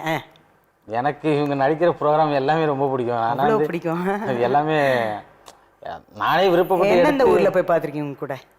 ஆல்மோஸ்ட் எல்லாம் போயிடுவீங்களா? ஃபஸ்ட்டு ஸ்டார்டிங்கில் எங்கள் ஊர் பண்ணும்போது எனக்கு கொஞ்சம் அது ரொம்ப விருப்பப்பட்டு பார்ப்பேன். எங்கள் ஊரில் பண்ணும்போது அது நாங்களே விருப்பப்பட்டு எங்கள் ஊரில் உள்ள ஆட்கள் எல்லாமே சேர்ந்து வர வச்சு ஊரில் உள்ளவங்க எல்லாம் உங்கள் ஊரில் வர வச்சு அங்கேயே பர்ஃபார்ம் பண்ண வச்சுருக்கீங்க. நிறைய அவார்ட்லாம் வாங்கியிருக்காங்க. தெரியுதா யாருன்னு? அறிமுகப்படுத்துங்க யாருன்னு சொல்லுங்க. தெரியாதா என்ன உனக்கு? எனக்கு தெரியும். ம் சொல்லுப்பா, யார் அவங்க? பக்கத்து வீட்டு டேடி நீங்கள் பக்கத்து வீட்டு பையனாமே, பக்கத்து வீட்டு. கேளுங்க. சொல்லுங்க யார் இவரு? நீங்கள் என்ன என் உறவு அப்பா. வேணும்? ஆ பச்சை குத்தி வச்சிருக்கீங்களா? என்னென்ன இந்த பேர் பச்சை. சொல்லுங்க யாருன்னு சொல்லுப்பா. எங்கள் அப்பா. அவங்க அவங்கள வச்சிருக்காங்க. அவங்கள வச்சிருக்காங்க. ஒன்று பேர் போய் அந்த இந்த பேரை போய் பச்சை பச்சை குத்துன அருகதை வேணாடா. பச்சை குத்துறதுக்கு அம்மா யார் பேரை மேடம் பச்சை குத்துறது? பக்கத்து வீட்டு பையனா, பெத்த பிள்ளைய. எனக்கு எப்படி சட்டு சட்டுன்னு வருது பாருங்க. பையன் மேலே கோபப்படாது. அவன் என்ன இந்த பண்ணுவான்? அப்பன் பேரை போய் பெரியவங்க குத்துறான். பண்ற தப்பு. அவன் என்ன பண்ணுவான்? பக்கத்து வீட்டு பையன்ற அந்த பேரை போய் பச்சை குத்திருக்கானே. சொல்லுங்க, எதிர்க்க தானே இருக்க பேச. நான் அந்த மூஞ்ச போய் நான் பார்க்க விரும்பல மேடம். ஐயோ முருகானந்தர் சார், இவன் பக்கத்து வீட்டு பையனா சார்? ம் இவங்க யாருங்க? அந்த அம்மா உங்கள் ஒய்ஃபா? ஃபஸ்ட்டு ஒய்ஃபுங்க, ரெண்டாவது ஒய்ஃபு. ம் எத்தனை வருஷம் ஆச்சுங்க கல்யாணம் ஆகி? அவங்கள விவாகரத்து பண்ணீங்களா? விவாகரத்து பண்ணல மேடம். அப்புறம் எனக்கு ரொம்ப பிரச்சனை பண்ணிட்டாங்க. என்ன வந்து என்னன்னு சொல்லுங்க, எதுக்கு ஓப்பனாக தானே சொல்லிட்டா? ஒன்றும் இல்லை மேடம். இப்போ வந்து நான் வந்து ஒரு நிர்வாகத்தில் வேலை பார்க்குறேன். வேலை பார்க்குறேன். என்ன வேலை பார்க்க விடாத அளவுக்கு ரொம்ப பிரச்சனை பண்ணி என்னை ரொம்ப தொந்தரவு பண்ணிட்டாங்க. மன உளைச்சலுக்கு ரொம்ப ஆளாயிட்டேன். ரொம்ப நிறைய வீடியோஸ்லாம் நிறைய பேசி அனுப்பினதெல்லாம் நிறைய என்கிட்ட இருக்குது. அதெல்லாம் என்ன பேசி அனுப்பியிருக்காங்க? பிடிக்காத விஷயங்கள் நிறைய தப்பு தப்பாக பேசி பேசி பேசி பேசி அனுப்பி, கெட்ட வார்த்தைகள் நிறைய பேசி பேசி அனுப்பி, நீங்க ரெண்டு பேரும் கொஞ்சம் கொலா வருது அவங்களுக்கு இது பண்ணி ரொம்ப தொந்தரவு பண்ணி போட்டு பேசுவீங்களா? ரொம்ப தொந்தரவு பண்ணி ரொம்ப மன உளைச்சல் ஆளாகி அவங்களுக்கு ரொம்ப கான்ஃபரன்ஸ் போட்டு பேசுவீங்களா? அது ரொம்ப நல்ல விஷயமா? கான்ஃபரன்ஸ்லாம் போட்டு என்ன ஒன்று பேசுறது. மிடி போடு, ஷார்ட்ஸ் போடு, டிஷர்ட் போடு. ஓகேவா அதெல்லாம்? கடவுளே சாமி. ஒரே வீட்டில் அந்த ரூம்ல பசங்க இருக்காங்க, அப்படி கூட இல்லாம வா வா. ரொம்ப நாகரிகமா? எனக்கு வந்து நான் ஒன்று சொல்லட்டுமா? நான் ஒரு ஒர்க் பண்ணுற இடத்துல என்னை கடையில் வந்து அடித்து என்னை பிரச்சனை பண்ணி என்னுடைய வேலையை ரொம்ப இது பண்ணி விட்டான். பக்கத்து வீட்டு பையன். நான் வந்து தேவையில்லாமல் பேசுகிறீங்க, எனக்கு இது பண்ணுறீங்க, நான் சூசைட் பண்ணிப்பேன் உங்களையும் மிரட்டி வச்சிருக்காருல்ல, அதே மாதிரி போதுமணியும் மிரட்டி இருக்காரு. ஆமாம், என்கிட்ட அந்த மாதிரி பேசுனாங்க. இது கரெக்டா உமா மேம்? தப்பு தான், அதுதான் சொன்னேனே. இப்போ வந்து நான் எங்கள் வீட்டுக்காரோட வாழல. இதெல்லாம் தப்பு தான், சட்டப்படி குற்றம் தான். ஸோ அது வந்து கம்ப்ளைண்ட் கொடுத்தாங்கன்னா அதுக்கு ஏற்ற அதை ஃபேஸ் பண்ணி தான் ஆகணும். போய் கொடுத்துட்டு போகலாமா மேம்? மேம் இவங்க தைரியமாக கேஸ் போடலாம், ஃபாலோ பண்ணலாம் இல்லையா? தாராளமாக கேஸ் போடலாம். அவர் ஒரு தப்பு ரெண்டு தப்புன்னா பரவாயில்ல, அவர் பண்ணதே தப்பு, தப்பின் முழு உருவமாக இருக்கிறார் அவர். இப்போவும் கூட ஒன்றும் இல்லை, நான் பண்ணதெல்லாம் மாற்றிக்கிறேன், நான் வந்து திருந்திடுறேன், நான் என் மனைவியை பார்க்குறேன், என் குழந்தையை பார்க்குறேன், அந்த குழந்தையும் பார்க்குறேன், நான் ஏதாவது மாதம் காசு கொடுக்குறேன், அந்த கடனை அடைக்கிறேன் அப்படின்னு ஏதாவது சொன்னீங்கன்னா அவங்க ஏதாவது மனசு இலகிறதுக்கு வாய்ப்பு இருக்குது. கூலி வேலை செய்து தான் மேடம் குடும்பம் காப்பாற்றிட்டு இருக்கேன். இப்போ இந்த சூழ்நிலையில் எனக்கு 2021 காலில் அடிபட்டு கால் உடஞ்சிருச்சு மேடம். வேலை செய்யும்போது கால் உடஞ்சி கண்ணு ஆப்ரேஷன் பண்ணி இங்கே அண்ணா அறிவாலயத்தை தான் ஆப்ரேஷன் பண்ணேன் மேடம். ரொம்ப சாப்பாட்டே கஷ்டப்பட்டு வீட்டு வாடகை கொடுக்க முடியல, ரொம்ப சிரமமான சூழ்நிலையில் நாங்களே எவ்வளோ முயற்சி பண்ணி பார்த்தோம். யார்கிட்டையும் இந்த எங்கள் சொந்த பந்தம் எதுவுமே கிடையாது மேடம். எங்களுக்கு இருக்காங்க, இருந்தும் இல்லை, இருந்தும் இல்லாத மாதிரி. எங்கள் அண்ணன் என் கூட பிறந்த அண்ணன் கோடீஸ்வரன் திருச்சியில். ஆனால் எந்த ஹெல்ப்பும் கிடையாது, யாருமே ஏதாவது தகராறுலாம் கிடையாது மேடம். இப்போ வெள்ளம் வந்தப்போ கூட கேட்டால் 1000 ரூபான்னு போவார், அவ்வளோதான். சரி, இவங்களுக்கும் சொந்த பந்தங்கள் யாரும்? இவங்களுக்கும் சொந்த பந்தங்கள் இருக்குங்க, இருந்தும் இல்லாத மாதிரி தான் மேடம் எல்லாமே. அண்ணனுங்க அவங்கெல்லாம் கூலி வேலை செய்கிறவங்க, யாரும் உதவி செய்ய மாட்டாங்க. ஏன்னா அவங்களும் கஷ்டப்படுறவங்க தான், அவங்களும் கூலி வேலை பார்க்குறவங்க. அவங்க உண்டு அவங்க குடும்பம் உண்டு இருப்பாங்க. அதே மாதிரி நாங்கள் எங்கள் குடும்பம் நாங்கள் அப்படின்ற மாதிரி ஆகி போச்சு. உங்களுக்கு ஹெல்த் இஷ்யூஸ் ஏதாவது இருக்கா? ஆமாங்க மேடம், உடம்பு ஃபுல்லாகவே எனக்கு இப்போ வலி இருந்துகிட்டே தான் இருக்கும். மூட்டு வலி, ஆ கை கால் வலி ஆ இருந்துகிட்டே தான் இருக்குது. அதனால வேலைக்கும் என்னால் போக முடியல. அதாவது கஷ்டத்துக்கு வேலைக்கு போய் கேட்டால் கூட உடம்ப பார்த்துட்டு வேலை செய்வாங்களா என்னன்னு யோசிக்கிறாங்க. இவர் ஒரு ஆள் தான் வேலை பார்க்குறாரு. ஒரு நாள் வேலை பார்த்து பிள்ளைங்கள எப்படியோ கரை சேர்த்துட்டேன் மேடம். ஃபுல்லாக இப்போ இப்போ வந்து வீட்டில் இருக்கிறது பிள்ளைங்க வந்து 2 ஆணு ஒரு பெண். 2 ஆண் ஒரு பாய்ஸ் 2 பேர் எத்தனாவது பாய்ஸ் படிக்கிறாங்க? படிக்கல மேடம். படித்த வரைக்கும் வரையும் 9th படிச்சுட்டு இருந்தான் சின்னவன். ஆ அதோட கொரோனா லாக்டவுனோட நிறுத்திட்டான் மேடம். படிக்க நிறுத்திட்டு வேலைக்கு முடியல. அவங்க வேலைக்கு போய் தான் எங்களுக்கு சாப்பாடு போட்டு எங்களை காப்பாற்றினாங்க. எனக்கு கால் அடிப்பட்டதுனால பிள்ளைங்க 3 பேருமே வந்து நாங்கள் வேலைக்கு போய் நாங்கள் பார்த்துக்குறோம் அப்படின்னு சொல்லி நாங்கள் படிப்பை நிறுத்திட்டு பொண்ணு வந்து ஹாஸ்பிட்டலில் சூப்பர்வைசராக வேலை பார்த்தது மேடம். பசங்களும் வேலை பார்த்துட்டு தான் இருந்தாங்க, நல்லா தான் இருந்தாங்க. இப்போ பொண்ணுக்கு ஹார்ட் ப்ராப்ளம்னால அதுவும் வேலைக்கு போக முடியல. என்ன ப்ராப்ளம்? ஹார்ட் ப்ராப்ளம்னு? வால்வு 2 வால்வு ஜாயிண்ட் ஆகிற இடத்துல பிளட் லீக் ஆகுது அப்படின்றாங்க. ஐயோ. அதனால் கொஞ்சம் நடந்தாலே மூச்சு வாங்க ஆரம்பிச்சிருது. நைட்டில் படுத்துருக்கும்போது மூச்சு உடம்புல ரொம்ப சிரமமாக இருக்குது. டாக்டர் கிட்ட எல்லாம் போகலையா செக்அப்? போய் பார்த்தோம் மேடம், எல்லாம் பார்த்தோம். மாத்திரை மட்டும் கொடுக்குறாங்க. பையன் வந்து என்ன வேற? பையன் வந்து நல்லா வேலை போயிட்டு இருந்தான் மேடம், நல்லா தான் இருந்தாங்க மேடம். இப்போ ஒரு 2 வருஷமா பையன் வந்து சேர்மானம் சரியில்லாமல். யாரு? எந்த பையனுக்கு? பெரிய பையன் மேடம். ஓ.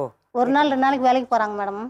போய் அந்த காசை வச்சுக்கிட்டு என்ன செய்கிறான், நான் வெளில போகிறேன் பசங்க ஃப்ரெண்டை பார்க்க போகிறேன்னு சொல்லிட்டு என்ன செய்கிறான், போய் போட்டு கண்ணெல்லாம் சுருகி போயிருக்கேன். நாங்கள் கேட்டோம்னா ஆமாம் நான் செய்கிறேன்னு ஒத்துக்கவே மாட்டேன்றான். நான் எதுவுமே செய்யலைன்னு தான் சொல்கிறான்.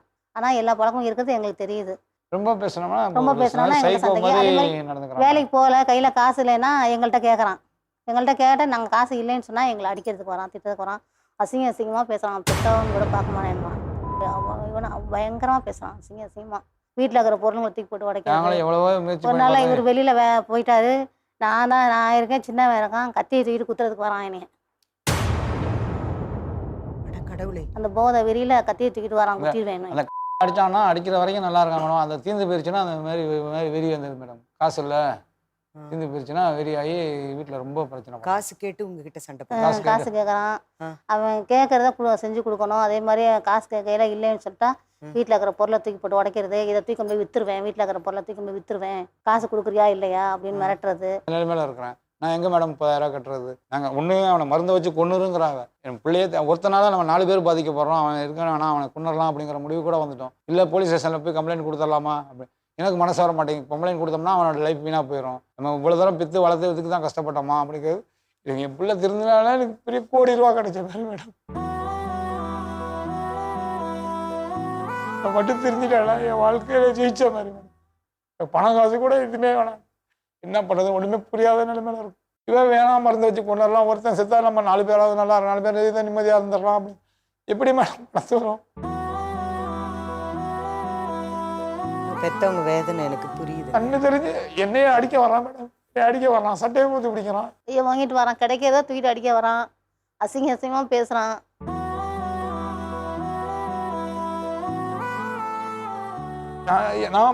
எனக்கு சரி நம்ம பிள்ளை சரி எப்படியாவது திருந்திடுவானா, எப்படியாவது திருந்திட்டானா போதும் அப்படிங்கிறது அதெல்லாம் பிள்ளை கிடைச்சிட்டு. இல்லை நீங்கள் சொல்கிறத வச்செல்லாம் பார்த்தாக்கா அவர் மொத்தமாக தன்னை மறந்துட்டாரு. அப்படியா தண்ணியிலே இல்லாமல் இருக்காரு. அப்படிதான் மேடம், சுயநலம் இல்லாமல் தான் இருக்கான். வாங்க ஜீவரத்னம் செல்வரத்தினம். ஜீவரத்னம் யாரு? நல்ல பேர், மணிமணியான்னு பேர் வச்சிருக்காங்க. அம்மா அப்பாவை ரொம்ப பிடிக்குமா? அம்மாவை. ஓ, ஆம்பளை பிள்ளைங்க எல்லாமே எல்லார் வீட்லேயும் நான் பார்த்துட்டேன் அம்மா செல்லமாக தான் இருப்பாங்க. அக்காவை பிடிக்குமா? எது வரைக்கும் படிச்சிருக்கீங்க? 10th பாதி வரைக்கும் போனேன், அதுக்கப்புறம் நின்றுட்டேன். ஏன் மேல் கொண்டு படிக்கணும்னு ஆசை இல்லையா? அப்பாவுக்கு கண்ணா ஆப்ரேஷன் பண்ணோம், அதனால கால் வேற உடஞ்சிச்சு. ஸோ அவரோட ஹெல்த் இஷ்யூக்காக நீங்கள் படிப்பை நிறுத்திட்டீங்க. அதனால அவங்க கூட வேலைக்கு போயிட்டேன். அவர் வேலைக்கு போக முடியல, வருமானம் பத்தலைன்னு நிறுத்திட்டீங்க. உனக்கு கண்ணா? அவர் வேலைக்கு போகல வீட்டில். அதுக்கப்புறம் நாங்கள் தான் கொஞ்ச நேரம் வேலைக்கு போயிட்டு வீட்டில் படிப்பை நிறுத்திட்டு நீங்கள் வந்து அவங்களுக்காக வந்து வேலைக்கு போக வேலைக்கு போயிட்டு பார்த்துருந்தோம். அதுக்கப்புறம் வேலைக்கே போக செட் ஆகிடுச்சு. அப்படியே நீங்கள் வேலைக்கு போகணுன்னு. ஆனால் ஒன்று கேட்குறேன் செல்வரத்னம், உங்கள் 2 பேருக்கு படிப்பில் ஆர்வம் அதிகமாக படிக்கணும்னு ஆசை இருந்ததா? சொல்லுங்கள், என்னெல்லாம் வாழ்க்கையில் படித்து என்னெல்லாம் வேலைக்கு போகணுன்னு ஆசைப்பட்டீங்க சொல்லுங்கள். மெடிக்கல் இது ஆகணும்னு ஆசைப்பட்டேன். Wow, medicals. அதில் என்ன ஆகணும்னு ஆசைப்பட்டீங்க? மெடிக்கல் ஃபுல்லாக கற்றுக்கின்னு ஒரு பெரிய கம்பெனி மாதிரி கடை மாதிரி வைக்கலான்னு ஆசைப்பட்டேன். ஓ, B.Pharmacist படிக்கணும் மாதிரி கற்றுக்கின்னு ஃபார்மசி படிச்சுட்டு ஒரு உங்களுக்கு மெடிக்கல் ஷாப் திறக்கணும்னு ஆசைப்பட்டீங்க. உனக்கு கண்ணா? எனக்கு படித்து அட்வொகேட் ஆகணும். சூப்பர். வீட்டு சூழல்னால நீங்கள் படிப்பை நிறுத்த வேண்டியதாக போயிடுச்சு. நான் கேள்விப்பட்ட சில விஷயங்கள் அம்மா அப்பா சொன்னது. சரியா? இப்போ வந்து நம்ம நேராகவே பேசுவோம். என்ன, அதுக்கு உண்டான தீர்வு கண்டிப்பாக கிடைக்கும். சரியா? தைரியமாக சொல்லு. உங்களால் அம்மா அப்பா வந்து 7-8 வீடு காலி பண்ண வேண்டியதாக போயிடுச்சு. பிரச்சனை அதிகமாகி நான் என்ன சொல்கிறேன்னு தெரியும் உங்களுக்கு. அதனால் வந்து அப்பா சொல்கிறாரு 7-8 வீடு இது வரைக்கும் மாற்ற வேண்டிய சூழ்நிலை வந்தது. வீட்டில் நீங்கள் சில விதமாக பல விதமாக பேசுறதுனால நடந்துக்கிறதுனால பிரச்சனை ஏற்பட்டு காலி பண்ண சொல்கிறாங்கன்னு சொல்கிறாங்க. என்னெல்லாம் பண்ணீங்க, என்னெல்லாம் பிரச்சனை, நீங்களே சொல்லிட்டு வாங்க. நான் உங்களை டிஸ்டர்ப் பண்ணலை. தெருவில் என்னப்பா பழைய ஏரியாவில் இங்கே பூந்தமல்லியில் இருந்தோம். சரி. இவன் கடைக்கு போயிட்டு வந்தான். அப்போ வரும்போது 4 பேர் உட்காந்து சரக்கு அடிச்சிருந்தாங்க. அவங்க ஏதோ கூப்பிட்டு போதையில் ஞாயிற்றுக்கிழமை ஏதோ பேசியிருக்காங்க நம்மள. நாங்கள் கடைக்கு போகும்போது போதையில் கலாய்ப்பானுங்க. அதுக்கப்புறம் எங்கள் அக்காவை வச்சு கலாய்ப்பாங்க. அது ஒரு வாட்டி கோவமாயி அதனால ஒரு சண்டை வந்துச்சு. அக்காவை வச்சு கலாய்ச்சாங்கன்னா அவனுங்க போதைக்கு அவனுங்க கலாய்ச்சானுங்க. நீங்கள் திரும்ப அடிச்சிங்களா அவங்கள? அவனுங்க 10 பேர்கிட்ட இருந்தாங்க. நாங்கள் 3 பேர் நின்று அவனுங்க எல்லாரும் சேர்ந்து அடிச்சானுங்க. இவன் என் கூட ஒரு பையன் இருந்தான் ஃப்ரெண்டு, அவங்களாச்சும் சேர்ந்து தடுத்து விட்டாங்க. அதுக்கப்புறம் ஹவுஸ் ஓனர்லாம் வந்து ஹவுஸ் ஓனர் காலி பண்ண சொல்லி அங்கேருந்து காலி பண்ணிட்டோம். முன்னாடியே வந்து இந்த பையனோட இது பழக்காலக்கிறதுனால காலி பண்ண சொன்னாங்க. எல்லாமே சொல்லிட்டேன். நான் சொல்லாதெல்லாம் போக மாட்டேன், எல்லாமே சொல்லுவேன். சரியா? பேசுங்க. சொல்றாங்க. சொல்லு. என்ன சொல்லுங்க? சொல்லுப்பா, நீ பேசுங்க, அதுக்கப்புறம் மட்டும் நான் சொல்றேன். நீங்க சொல்லுங்க, என்ன காரணம் சொல்லிடுங்க, அதுக்கப்புறம் அவர் இல்லைங்க சொல்றாரு. மேடம், அந்த சண்டைக்கு முன்னாடியே காலி பண்ண சொல்லிட்டாங்க. நாங்கள் அப்போ வந்து 1 மாதம் டைம் கேட்டிருந்தோம். அதுக்குள்ளே வந்து இந்த பிரச்சனை ஆயிடுச்சு. முன்னாடி இவனால் காலி பண்ண சொன்னாங்க. நாங்கள் சரி வீடு பார்த்துட்டு நாங்கள் காலி பண்ணிக்கிறோம், 1 மாதம் டைம் கொடுங்கன்னு சொன்னோம். அதுக்கப்புறம் தான் இவன் வந்து ரோட்டில் சண்டை வந்து அதுவும் பிரச்சனையாகி சீக்கிரம் காலி பண்ண சொன்னது எங்களை. இவன் வந்து வீட்டில் வந்து தண்ணி அடிச்சுட்டு போதையில் வந்து சத்தம் போடுறது, கதை போட்டு உடைக்கிறதுமா இருக்கவங்க தான் காலி பண்ணுங்கன்னு சொல்லிட்டாங்க. சத்தம் போட்டுருக்கீங்க, அக்கம் பக்கத்தில் வந்து டிஸ்டர்பாக இருக்கணும்னு சொல்கிறாங்க, நைட்லலாம் தூங்க முடியலன்னு சொல்கிறாங்க, நீங்கள் காலி பண்ணிக்கோங்க அப்படின்னு சொல்லி சொன்னாங்க. அதாவது போதை பண்றாரு வீட்டில் வந்து இந்த பழக்கங்கள் போட்டு எங்கள்கிட்ட சண்டை போடுறது கத்துற விதமாக இருக்கிறதுனால காலி பண்ணு அப்படின்னு சொல்கிறாங்க. நான் போதை பண்ணுறேன், போதை போட சண்டையே எங்கள்கிட்ட போடல. நான் போதை பண்ணுறேன், அது பேர் சொல்லுங்க. குடிச்சிட்டு வந்து சண்டை போடுறீங்கள? குடிச்சிட்டு வந்து சண்டை போடுறேன்னா அவ்வளோ வலி எனக்கு தான். சரியா? என்ன வலி உனக்கு சொல்லு. ஒன்று இருங்க, இந்த போதை கதைலாம் நான் பேசலாம் கூப்பிட்டு வந்துடாதீங்க. நான் எப்போ பண்ணேன், நான் போய் நீங்க உங்க காரணத்தை சொல்லிட்டீங்க. நீ என்ன காரணம் சொல்றேன்னு சொன்ன தெரியுமா?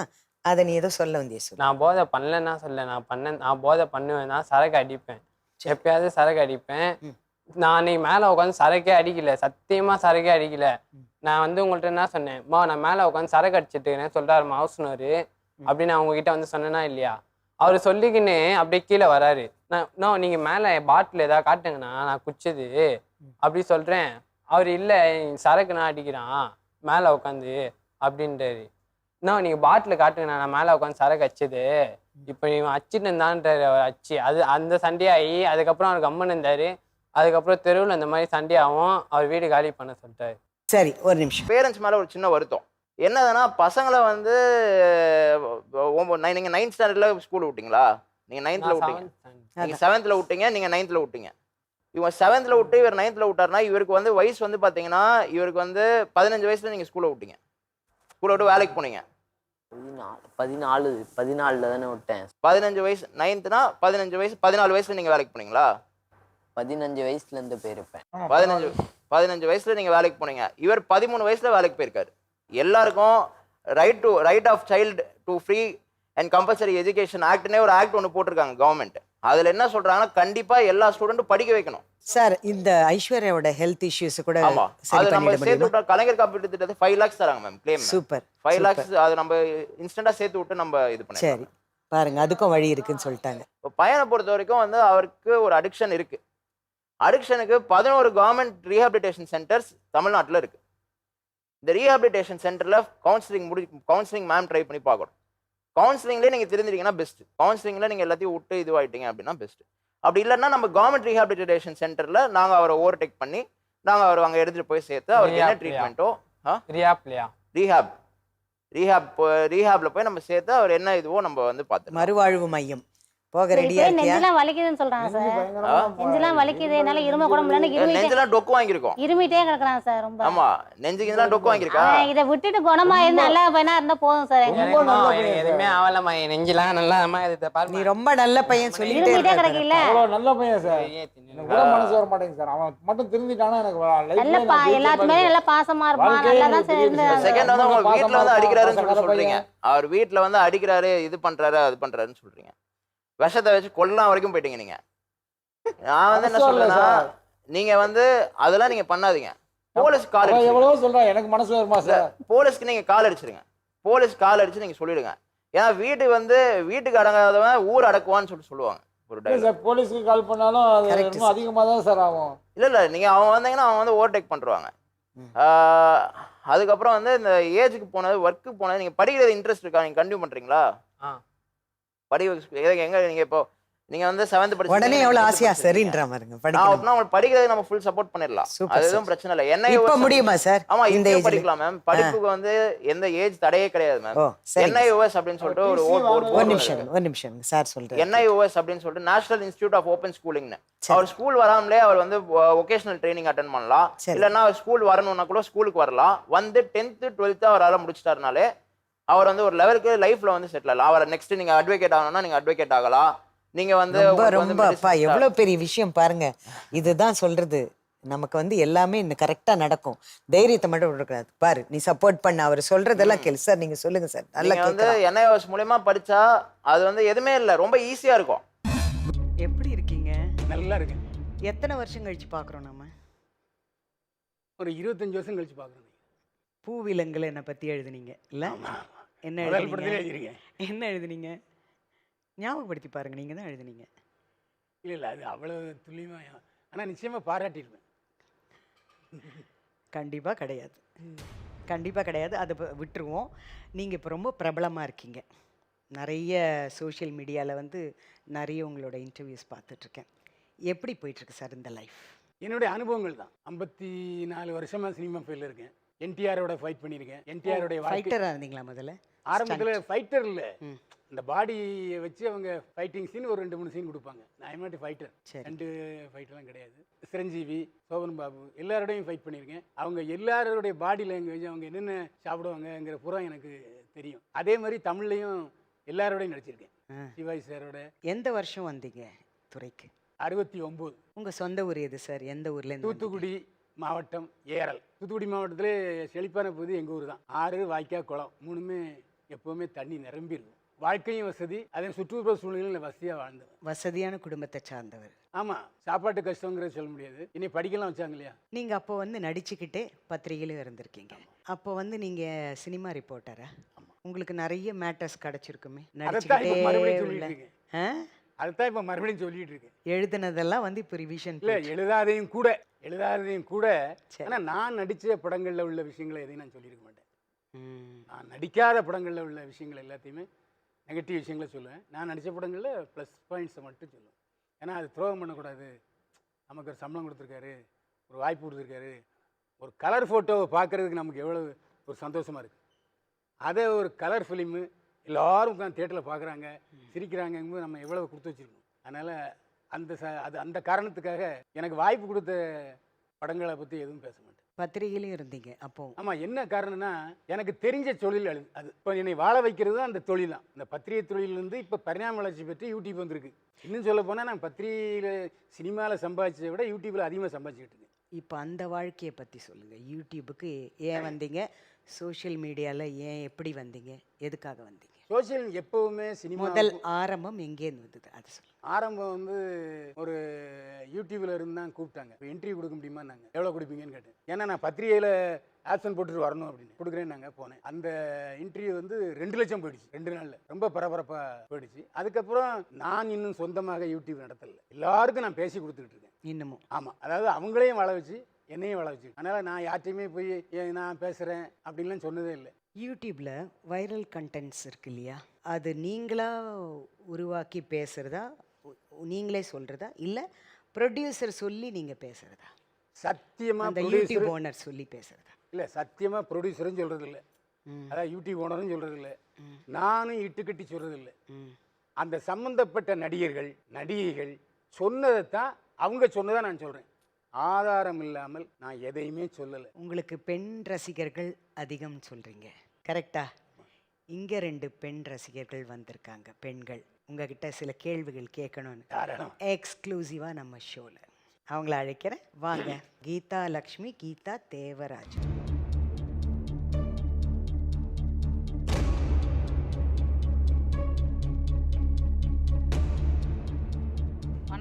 நான் காஞ்சிபுரத்துலேருந்து வரேன். ஏன்னா எவ்வளோ வந்து சமுதாயத்தில் நல்ல விஷயங்கள் இருக்குது. அந்த நல்ல கருத்துக்களை வந்து நீங்கள் மக்களுக்கு வந்து சொல்லலாம். நீங்கள் வந்து ஒரு நடிகர், உங்கள் கூட நடிக்கிற நடிகைகளும் சக நடிகைகள் ஒரு குடும்பமாக பார்க்கணும். உங்கள் வீட்டு பெண்கள் எப்படி பார்க்கணுமோ அந்த மாதிரி தான் நீங்கள் பார்க்கணும். சரி, உங்கள் வீட்டு பெண்களை யாராவது அவதூறாக பேசினா உங்களுக்கு எப்படி இருக்கும்?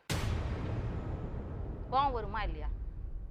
ஏன் அவங்களே வந்து குடும்ப பெண்கள் தான், அவங்க தொழில் நிமித்தமாக வெளியில் வராங்க, அவ்வளோ போராட்டங்கள் மத்தியில் நடிக்கிறாங்க. ஏன்னா அவரது நான் தொடர்ந்து பார்த்துட்டு வரேன், நிறைய விமர்சனங்களை வந்து முன் வைக்கிறார். ஒரு கேள்வி கேளு. ஏன்னா நான் வந்து நானும் ஒரு பெண், அவங்கள வந்து என்னுடைய நடிகைகளை வந்து இதோ மேடத்தையும் என்னுடைய ஒரு அக்காவா அம்மாவா அப்படிதான் நான் பார்க்குறேன்.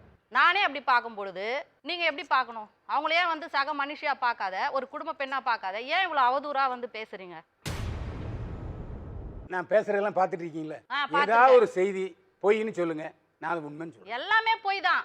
சரிங்க, இந்த மாதிரி பேசுறதுக்கு உங்களுக்கு என்ன அதிகாரம் இருக்கு? நீங்க ஏன் அப்படி பேசுறீங்க? ஏங்க அத வந்து சரிங்க, உங்க வீட்ல பெண்கள், உங்க தாய் ஒரு பெண், உங்க சகோதரி ஒரு பெண், உங்க மனைவி ஒரு பெண், உங்க மகள் ஒரு பெண். உங்க ட்ரெஸ் எப்படி இருக்கு? என் ட்ரெஸ் நல்லா தான் இருக்கு, ஃபுல்லா கவர் பண்ணிட்டு இருக்கேன். நல்லா இருக்குல்ல? இப்போ நான் பேசுறேனே அந்த நடிகைகளை பற்றிய காஸ்டியூம் பாத்துக்கீங்களா? நீங்க எடுத்த உடனே இப்ப என்ன கூட என் ட்ரெஸ்ஸை பாக்குறீங்க? நான் சொல்றது உங்களுக்கு புரியலங்க. எனக்கு எல்லாம் நல்லாவே புரியுது. நல்ல விஷயம். என் காது படைப்ப சொல்லுங்களேன். நீங்க உங்க திரையுலக வாழ்க்கையில நீங்க இவ்வளவு நாள் நடந்து வந்த பாதையில ஃபுல்லா அசிங்கமான விஷயங்கள் மட்டும் தான் என் காது ஃபுல்லா இருக்கு. அது உங்க தப்பு. ஒரு நல்ல விஷயம் இப்ப சொல்லுங்க கலைஞர் டிவில சொல்லுங்க, நானும் கேக்குறேன், மக்களும் கேட்பாங்க. மஞ்சுமல் பாய்ஸ்ங்கிற படம் கேரளாவோட தமிழ்நாட்டுல அதிகமா வசூல் பெற்றிருக்கு. சரி, அது காரணம் இயல்பான கதை அமைப்பு. எல்லாருமே புதுமுகங்கள் தான். அங்க வந்து புதுமுகங்களுக்காக படம் போடல, நட்சத்திரங்களுக்காக படம் போடல. சரி, அப்படிங்கிறது ஒண்ணு. ஆடு ஜீவிதத்துல அதே பிருத்திவிராஜ் இது வரைக்கும் ரொம்ப சிரமப்பட்டு யாருமே எடுக்க முடியாத ரிஸ்க் எடுத்து அந்த பாலைவனத்தில் நடிச்சிருக்காரு. இதுல தனி மனித ஒழுக்கம் எங்கப்பா வந்தது? நீங்க படத்தை பத்தின விமர்சனம் சொன்னிருக்கீங்க, நல்ல விஷயமா சொன்னீங்களே தவிர இதுல தனி மனித ஒழுக்கம். இவங்க சினித்துறையில இவ்வளவு நாள் இருந்து டீசென்ட்டா இருந்தாங்க, இவங்க இவ்வளோ கஷ்டப்பட்டாலும் இவங்க ஒழுக்கமா வாழ்ந்தாங்க, இவங்களுக்கு இத்தனை குழந்தைகளை படிக்க வைக்கிறாங்க, ஒரு நல்ல விஷயம் கூட திரையுலகத்துல இல்லீங்களா? பேசி முடிச்சிட்டீங்களா? முடிச்சிட்டேன். இதுவரைக்கும் பெரிய ட்ரெஸ் போட்டு நடிச்சது இல்ல. சுவலட்சுமி இதுவரைக்கும் ஆபாசமா நடிச்சது இல்ல. இப்படி நிறைய நடிகளை பத்தி நான் பேசியிருக்கேன். நிறைய விஷயம் பேசிருக்கீங்க. அதை உங்க காதுல விழல, பார்க்கல. ஏன்னா உங்களுக்கு பார்த்தது பூரா இந்த மாதிரியான விஷயங்கள். அது உங்க தப்பை தவிர ஏன் தப்பு இல்ல. ரெண்டு பேரும் நல்லதா சொல்லிட்டு 2000 பேரை தப்பா சொல்லுவீங்க. இல்ல சார், சதவிகிதம் கேள்வி ஆமாவா இல்லையா? சதவிகிதம் கம்மி ஐயா. இல்லங்க சொல்றது நீங்க சொல்ற நல்ல விஷயங்கள் சொல்றீங்க. நான் அதாவது ஒரு இலை ஃபுல்லா இல்லங்க ஐயா, ஒரு இலை ஃபுல்லா நல்ல நல்ல விஷயங்களா வச்சுட்டு கொஞ்சோண்டு கீழே கெட்டதும் வச்சுட்டு நம்ம நாங்க நல்லதும் வச்சிருக்கேன் அப்படின்னு சொல்ற மாதிரி இருக்கு. நீங்க தானே சொன்னீங்க இப்போ ஒண்ணுமே நல்லது பேசலன்னு. இன்னைக்கு ஒரு 5 நாள் முன்னாடி ஒரு உங்களுடைய பேட்டியை படிச்சு அதுல நீங்க போட்டிருக்கீங்க, ஒரு நகைச்சுவை நடிகர், இந்த நடிகை இந்த ஹோட்டலில் ரூமு, இவர் 80 வயதுக்கு மேல் குடிக்கிறவன் இப்போ உலகத்துல 90% ட்ரங்கட் தான். அதெல்லாம் வெளியே வேண்டாங்கய்யா சார். அதாவது அவங்க தனிப்பட்ட விஷயங்கள், தனிப்பட்ட விஷயத்துல நீங்க எப்படி தலையிடுற அதிகாரம் பப்ளிக் மீடியால போறீங்க, இது தலையிடுறது தானே. இது எப்படி நீங்க செய்தியா நினைக்கிறேன்? ஒரு பெண்ணோட மானத்தை வந்து போடுறது உங்களுக்கு அது செய்தி, ஒரு விளம்பரம், அது மூலம் வர வருமானம் உங்களுக்கு தேவையா? அப்போ உங்க மனைவி பத்தி உயர்வா பேசுறீங்க, உங்க மகள் மானசீகமா காதல் பண்ணாங்கன்றீங்க, அப்ப நடிகைகளை பற்றி மட்டும் ஏன் அவ்வளவு அவதூறா பேசுறீங்க? அப்ப உங்க குடும்ப பெண்களை மட்டும் பேசுறீங்க. நான் அவதூறு பேசவே இல்ல. ஒரு இது அவதூறுன்னு சொல்லுங்க. ஐயா, நடந்த விஷயங்களை தான் பேசுறேன். நீங்க எல்லாத்தையும் போய் நேர்ல பாத்தீங்களா? ஆமா, நீங்க சண்டை போடுறதுன்னு வந்திருக்கீங்க. கரெக்ட் தானே சார்? உங்களுக்கு டைம் போடல சார், ஆவேசம் சார். பெண்களா இருந்து எங்களுக்கு ஆவேசம். இது என்ன ஆவேசம்? வேஷம் போடாம இருங்க. ஆவேசம் என் பக்கத்துலேருந்து வராது. நீங்க தான் வேஷம் போடுறீங்க. நீங்க தான் மேக்கப் போடுறீங்க. வேஷம் போடுறீங்க, நான் பின்னாடி மேக்கப் போடாம வேஷம் போடுறீங்க. நீங்க மேக்கப் போடுறீங்க. அப்ப கூட நீங்க பெண்களை பத்தி என்ன கண்ணோட்டத்துல பாக்குறீங்க? மேக்கப் போடுறீங்க, நீ எப்படி ட்ரெஸ் போட்டு வந்திருக்க, இப்படிதான் பேசுறீங்களா? நீங்க உங்க தானே கண்ணோட்டமே வேஷம்ங்கறீங்க. தப்பா இருக்குது. உங்க மனநிலையே தப்பா இருக்குது. எல்லாமே ஆரம்ப நிலையில இருந்து உங்களுக்கு தப்பா இருக்கு. உங்களை எல்லாருமே நாங்க ஒரு ரசிகைகளா பார்க்கணும், ரசிகைகளா வச்சு கொண்டாடணும். உங்களுடைய திரைப்படங்கள்லாம் சொன்னீங்க, நான் கீதாஞ்சல அறிமுகமான பாக்யராஜ் கூட அறிமுகம், உங்களுடைய சோதனைகளை எப்படி கடந்து வந்தேன், நான் ஒரு சப் இன்ஸ்பெக்டரா வந்தேன். அதுவும் அந்த சப் இன்ஸ்பெக்டர் ஒரு துறையில இருந்திருக்கீங்க, போலீஸ் துறையில. அப்ப வந்து பெண்கள் உங்களை வந்து நாடி ஒரு பிரச்சனைன்னு வந்தா கூட நீங்க நல்லதான் பண்ணிருக்கோம். நீங்க இருந்த துறையும் நல்ல துறை, பாதுகாப்பு கொடுக்கிற ஒரு துறையில பாதுகாப்பு கொடுக்க முடியாது. ஏமா இந்த மாதிரி பேசுற ஆள்கிட்ட போய் நான் என்ன பேசுறது? இந்த மாதிரி பதிலடி கொடுக்கறாள் தான் உங்களுக்கு தேவை. இந்த மாதிரி கேள்வி கேக்குறவங்க தான் உங்களுக்கு தேவை. நல்ல விஷயங்கள் எவ்வளவோ இருக்கு. ஏங்க நல்ல விஷயங்களை சொன்னா பார்க்க மாட்டேங்கிறாங்க. ஏங்க நீங்க பாக்குறன்றதுக்காக எல்லாத்தையும் அப்பட்டமா போட முடியாதுங்க. ஏங்க நான் சொன்னதை தான் திரும்ப திரும்ப சொன்னது திருப்பி அதே சொல்றீங்க சார். நடந்ததாவே இருக்கட்டும் சார். திரையுலகத்துல நீங்க சொல்றீங்க பாருங்க, பாடி டிமாண்ட். நீங்க என்ன தெரியுமா பண்றீங்க? மணி டிமாண்ட், பப்ளிசிட்டி டிமாண்ட். அதுக்கு தான் நீங்க இது பண்றீங்க. அப்படியே வந்து பெண்கள் தப்பு செய்யறாங்க உங்ககிட்ட வந்து சொல்றாங்கன்னா, ஒரு தகப்பனா அவங்களுக்கு வந்து நல்லதை சொல்லுங்க, ஒரு சகோதரனா நல்லதை சொல்லுங்க. ஃபினிஷிங் பாங்க. நான் அந்த வார்த்தையை சரி புத்திமதி சொல்லுங்க, அட்வைஸ் பண்ணுங்க, அவங்க திருத்துங்க. அதை விட்டுட்டு அப்படியே பப்ளிக்கா போடுறீங்களே, இந்த விஷயம் பப்ளிக்கா போடுற விஷயமா? ஆமா. இப்போ நான் எடுத்து கேமரால காமிக்கிறேன். எத்தனை பெண்கள் பேசியிருக்காங்க பாக்குறீங்களா? எத்தனை பெண்கள் உங்க கமெண்ட்ல பேசியிருக்காங்க பாக்குறீங்களா? உங்ககிட்ட கமெண்ட்ல நல்லா இருக்கு போடுங்க போடுங்க. நீங்க சினிமாவில் சாக்கடைகளை வளர விடாதீங்க. நீங்க சொல்றதெல்லாம் நல்லதுதான். நல்ல நடிகளை பத்தி தரமா பேசுறீங்க பாக்குறீங்களா? ஓ இவர் வந்து விண்ணுலகத்துல அப்ப இருந்து நான் இப்பதான் தப்பா புரிஞ்சுக்கிட்டேன். இந்த தவறை திருத்துறதுக்கு நான் தப்பா உங்க ரெண்டு புரிஞ்சுக்கிட்டேன். பேருமே ஒண்ணா இருந்து கேட்க முடியலையே, ஒரு ஒருவரா? இல்ல சாரி இருமா ஒரு நிமிஷம். நான் தப்பா புரிஞ்சுக்கிட்டேன்னு நினைக்கிறேன். ஏன்னா உங்ககிட்ட நீங்க சொல்றதால அந்த சாக்கடெல்லாம் கிளீன் ஆயிடும் நீங்க நினைச்சிட்டு இருக்கீங்க. ஆமா. ஒரு விஷயத்த சொன்னீங்கன்னா அந்த சாக்கடெல்லாம் கிளீன் ஆயிடும், இன்னும் நாராது. இல்ல கரெக்டா? அதை கிளீன் பண்றதை நான் முயற்சி பண்றேன். இல்லை நான் சொன்னது அவங்களுக்கு புரியணும். நான் வந்து சொன்னதுக்கெல்லாம் இதில் ஆதாரம் வச்சுருக்கேன். எந்த நடிகைகள் எப்படி சொன்னாங்க அப்படிங்கிற ஆதாரம் வச்சுருக்கேன். அதை வேணா நான் போகும்போது கொடுத்துட்டு போகிறேன். என்ன அவங்க ரெண்டு பேரும் புரியாமல் பேசிக்கிட்டு இருக்காங்க. வாழ்ந்து காட்டுவோம் இன்னும் நாம் வந்து தலைப்பு வச்சுருக்கோம். ஆமாம். அப்போ வாழ்ந்து காட்டுவோமா இல்லை காட்டி வாழ்வோமா? மீ டூவே எனக்கு பிடிக்காது. உங்களுக்கு கை கால் இல்லையா, இல்லை உங்கள் வீட்டில் அண்ணன் தம்பி இல்லையா, உனக்கு ஒரு பாய் ஃப்ரெண்ட் இல்லையா, புருஷன் இல்லையா, ஏன் போய் கேட்க மாட்டாங்க? நீங்கள் 10 வருஷத்துக்கு அப்புறம் அந்த ஆளுங்க கிழவன் ஆனதுக்கப்புறம் வந்து அவங்கள பற்றி சொல்கிறீங்க அப்படின்னு நான் மீ டூ விஷயம் எடுத்தா. ஸோ அந்த மாதிரி இப்போ நீங்கள் இவங்க சொல்கிறாங்க இல்லையா, ஏம்மா நீ பேரும் சொல்ல மாட்டேன், 8 வருஷத்துக்கு அப்புறம் இதை என்கிட்ட சொல்லி நான் மீடியாவில் சொல்லி உனக்கு என்ன யூஸ்? அதை நான் கேட்டிருக்கேன். அவங்க என்ன சொல்கிறாங்க? நான் பேசியிருக்கிறேன். இல்லை பேசுனதுக்கு அவங்க பதில் சொல்ல இல்லை. அது நீங்கள் அதுதான் அவங்க சொல்லலை, பட் நீங்கள் வந்து கேட்டிருக்கீங்க. அதுதான் நானும் எதிர்பார்க்குறேன். ஏன்னா நம்ம கேட்கணும். இவர் கேட்டிருக்காரு அக்கா அந்த கேள்வியை, பட் அவங்க பதில் சொல்லலை. நான் அதுதான். ஆனால் யூஸ்லெஸ் இல்லை. அப்போது அது இப்போ அந்த நியூஸ் வேறு யாருக்கு தெரியணும்? அது நீங்கள் பேசுகிறீங்கன்னா அது நீங்கள் சம்பளம் வாங்கிட்டு பேசுகிறீங்க. நீங்கள் அவங்க என்ன தலைப்பு கொடுக்குறாங்களோ அதை பற்றி நீங்கள் பேசணும். That's all right. பட் நீங்கள் வந்து ஆஸ் அ ஒரு ஒரு வயசில் பெரியவரா உங்களுக்கு தெரியும்ல, இது பேசினா இது யார் பார்க்க போகிறா, இட்ஸ் ஆஃப் நோ யூஸ். இதை பற்றி அவங்களுக்கும் வந்து ஆஃப்டர் 8 இயர்ஸ் இதை பேசுகிறாங்கன்னா அவங்களுக்கும் குழந்தை குட்டிங்க இருப்பாங்க. நம்ம ஏன் இதை பேசணும்? நீங்கள் எதுவுமே சொல்ல மாட்டீங்களாண்ணா? அந்த மாதிரி இந்த டாபிக் நான் பேச மாட்டேன். இல்லை அவங்களுக்கே குழந்தை குட்டி இருக்குது, அவங்களே பேசுகிறாங்கல்ல. இல்லை பேசுனாங்க இந்த சென்ஸ் அதுதான். அப்போ நீங்கள் கேள்வி கேட்டீங்களா, அதுக்கு அவங்கக்கிட்ட பதிலே வரலன்னா அந்த நியூஸ் எதுக்கு பிரயோஜனம் இங்கே? இல்லை அது போட்டாச்சு நியூஸு, அவங்க பதில் சொல்லலைங்கிறதான் என்னுடைய செய்தி. அப்புறம் இப்போ நீங்கள் சொல்லிட்டு இருந்தீங்க அந்த ஒரு மதரே வந்து பையன்கிட்ட வந்து when did you lose your did you really remember அப்படின்னுட்டு. அதுக்கு நீங்களே சொன்னீங்க ஸ்கூலில் செக்ஸ் எஜுகேஷன் இருக்கு. ஸோ ஸ்கூலில் செக்ஸ் எஜுகேஷன் எதுக்கு இருக்கு? இல்லை இன்னும் செக்ஸ் எஜுகேஷன் இல்லை. நிறைய இடத்துல இருக்கு. ஸோ அப்போ இருக்குதுன்னு வைங்களேன். இதுதான் பார்ட்ஸ் ஆஃப் த பாடி, இதுதான் ரீப்ரொடக்ஷன். இதெல்லாம் ஆல்ரெடி 4th ஸ்டாண்டர்ட்லேருந்தே இருக்குது. ஸோ செக்ஸ் என்ன எது, பேட் டச் எது, குட் டச் எது, இது மாதிரி தான் சொல்லிக் கொடுக்க போகிறாங்க. ஆப்வியஸ்லி ஒரு அம்மா வந்து பையன்கிட்ட நீ when did you lose your கேட்கறதுல என்ன தப்பு? எப்போ பாரு ஆக்ட்ரஸ் குட்ட ட்ரெஸ் போட்டிருக்காங்க, அவங்க வந்து காட்டுறாங்க. இதுதான் உங்கள் ப்ராப்ளமாக இருக்கு. இன்ஸ்டால முகமே தெரியாது 14 வயசு பொண்ணு என்ன மாதிரி டான்ஸ் பண்ணுது, பிக்கினி போட்டுட்டு ஆடுது. அவங்களுக்கு நீங்க சொல்லணும்னா லைக் நோ ஆக்ட்ரஸ்க்கே நடிச்சு இவ்வளோ எக்ஸ்பீரியன்ஸ் ஆனாலும் லைஃப் இவ்வளோ கெட்டு போகுது, நீங்க எல்லாம் இது பண்ணாதீங்க. நீங்க இந்த அட்வைஸ் தான் கொடுக்கணும். நான் அதை சொல்லியிருக்கீங்க நிறைய யூடியூப்ல நான் சொல்லியிருக்கேன். அது ஓடலையா? ஓடிச்சு. நான் எல்லாத்துக்கும் கடைசியில் கமெண்ட் கொடுப்பேன். அது ஒண்ணுதான் எனக்கு ஒரு விஷயம், நடிக்கும்போது உள்ள விஷயங்களை நான் பேசல, வெளியில பகிரங்கமா பிரஸ்ல யூடியூப்ல மீடியாவில் பேசுனதை தான் நான் சொல்றேன். வாட் எவர், நான் அதுக்கு தான் சொல்றேன். பிகாஸ் ஒரு ஆக்ட்ரஸோட அந்த நிமிஷம் நடிக்கும்போது, ஒரு கிளாமரா நடிக்கும்போது, நான் சாங் ஆடும்போது எனக்கு அந்த அந்த ஃபீல் இருக்கும்ல, நமக்கு மாற தெரியுது, நம்ம மறைச்சிப்போம், ஒரு டவலாவது இப்படி போட்டுப்போம் அப்படின்னு எனக்குள்ள நிறைய ஃபீல் வந்திருக்கு. எல்லா ஆக்ட்ரஸ்க்கும் அப்படிதான் இருக்கும். ஸோ அது தெரிஞ்சும் கூட அவங்க ஒரு ஏதாவது ஒரு லான்ச்க்கோ இல்லை ஒரு டீசர் ரிலீஸ்க்கோ இப்படி வராங்க அப்படின்றது அது ஒரு பெரிய விஷயமே இல்லை. அதை நீங்க விமர்சனமா சொல்ல வேண்டிய அவசியமே கிடையாது. ஏன் அப்படி முறைக்கிறீங்க? முறைக்காதீங்க. நீங்க நியாயப்படுத்துறீங்க.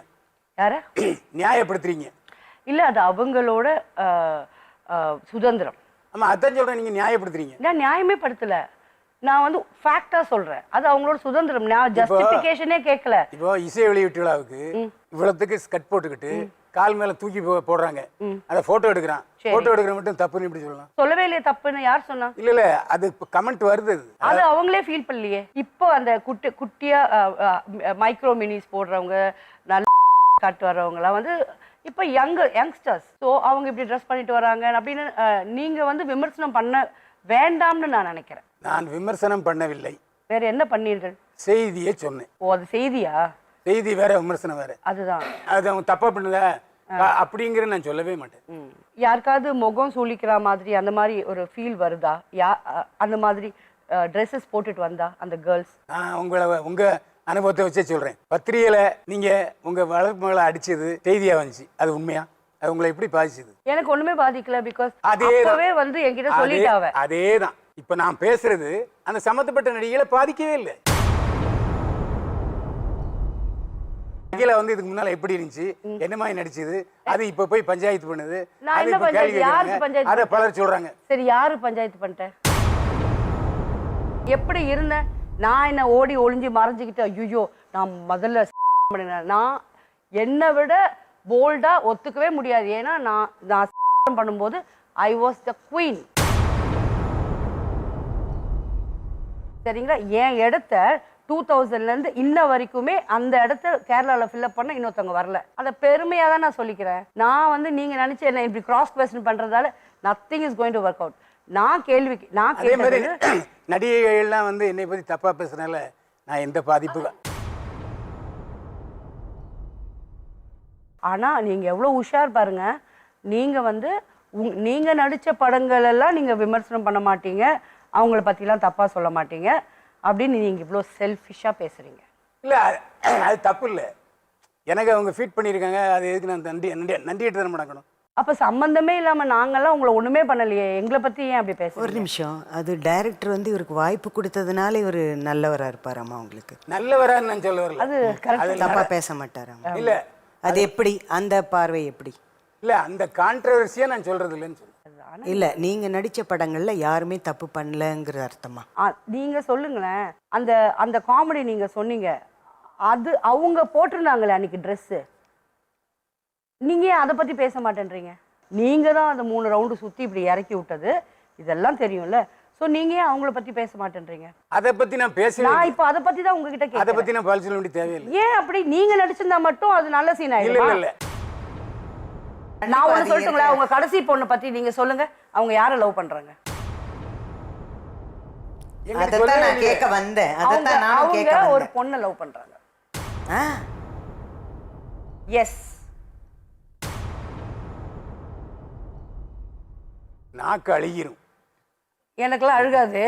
ஏன்னா அவ்வளவு அழுகு. நான் பார்த்திருக்கேன். One of my friend told me. இவங்க வீட்டு வாசல்ல பைக்ல நின்று பேசி அவங்க என்ன பேசிட்டு இருந்தாங்க எல்லாமே எனக்கு தெரிஞ்ச ஒருத்தங்க சொன்னாங்க.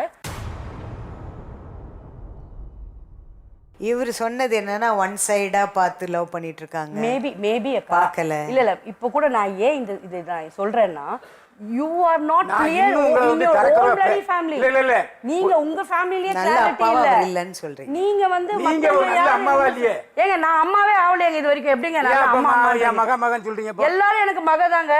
எல்லாரும் எனக்கு மகதான். அக்கா குழந்தைங்களும் எனக்கு மகள்ங்க தான். அப்ப ஏன் என் பிள்ளை உங்க புள்ள எனக்கு மகதான். ஆனா இது இருக்கு, நீங்க போய் கேளுங்க. இதுதான், நீங்க போய் கேளுங்க. உங்களுக்கு தெரியாம இருக்கலாம் ஒரு வேளை. See, all children are not alike. It happens. Maybe that is why she is hiding. I'm not getting married, not right now, not அந்த மாதிரி கூட இருக்கலாம் இல்லையா? எனக்கு கேள்விப்பட்ட விஷயம் நான் சொல்றேன். And இது வந்து இது இல்லாம கூட இருக்கலாம். ஒரு பெண்ணு ஒரு இன்னொரு தான் கூட படிக்கிற பொண்ணுகிட்ட பேசுறது அதெல்லாம் தப்பா? நான் சொல்லல. நான் எப்படி தப்புன்னு சொல்லுவேன்? எனக்கு 1000 ஃப்ரெண்ட்ஸ் இருக்காங்க.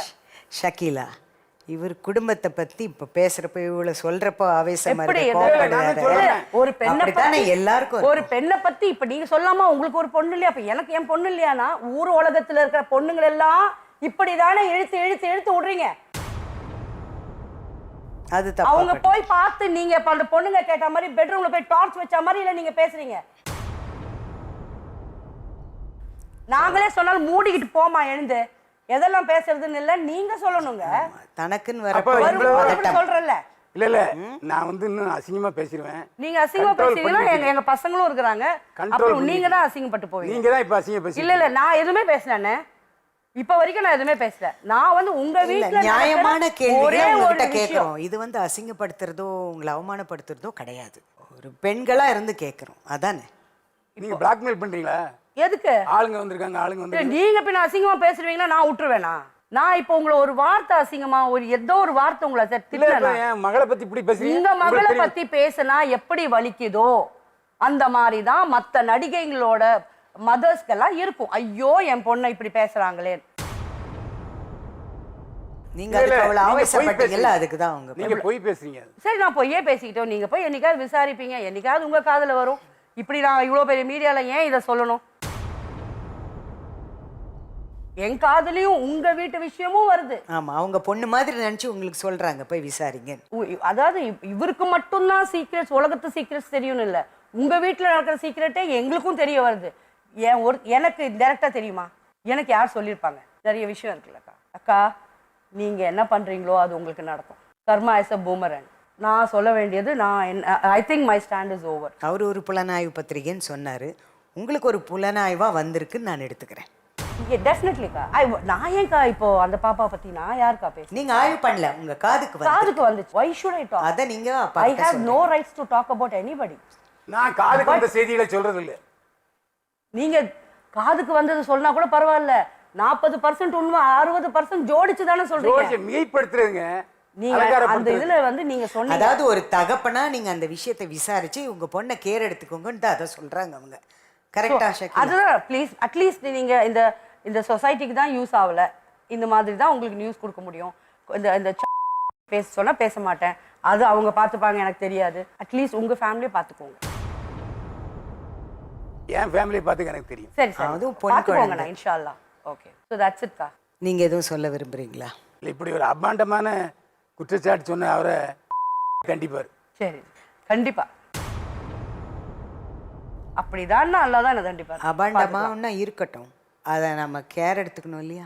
அபாண்டமா சொல்றது நான் தகப்பனா இல்ல, அபாண்டமா சொல்றது நான் இது கேர் எடுத்துக்கணும். சரி சரி, நீங்க எடுத்துக்காதீங்க. One day or the other you will come to know. But I don't, எனக்கு ஜென்ரலாக இது தேவையில்லாத விஷயமாச்சு. But I just want to give him a lesson because எல்லாத்தையும் பற்றியும் தெரிஞ்சுட்டு தான் பேசணும்.